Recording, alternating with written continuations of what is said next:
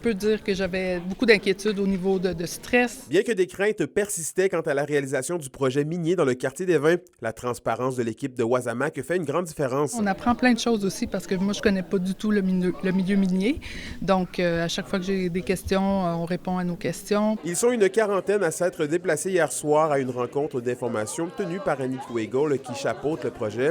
Cela fait maintenant une vingtaine d'années que plusieurs entreprises tentent de relancer le complexe minier. Les gens ont le droit de savoir, les gens ont des questions. Fait qu'on est là pour les recevoir, pour les expliquer où on est rendu au niveau du projet. C'est donc deux scénarios différents qui ont été présentés. Un scénario avec usine qui serait de 6500 tonnes par jour. Un scénario qu'on en garde qui serait de 3000 tonnes par jour. Et encore une fois, minerais transportés du côté de Canadien-Malartic avec un minimum d'impact sur le site. Les principales préoccupations s'articulaient au niveau de l'eau potable et du bruit. Des préoccupations qui ont rapidement été dissipées selon Lynn Pomerleau. On nous a même emmenés sur des sites pour voir les foreuses fonctionner parce qu'ils utilisent des foreuses qui font moins de bruit.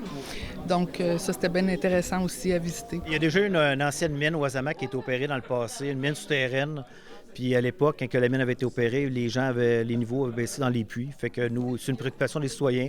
On l'adresse, puis les gens ne manqueront pas d'eau. Fait que c'est le genre de choses, le genre d'échange qu'on a avec les citoyens, dans le fond.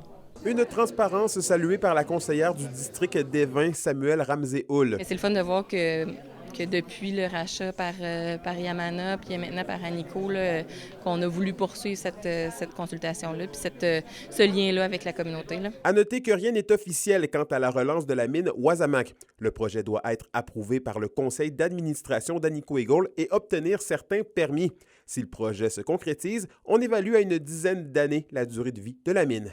Anthony Dallaire, RNC Nouvelles, Rouyn-Noranda.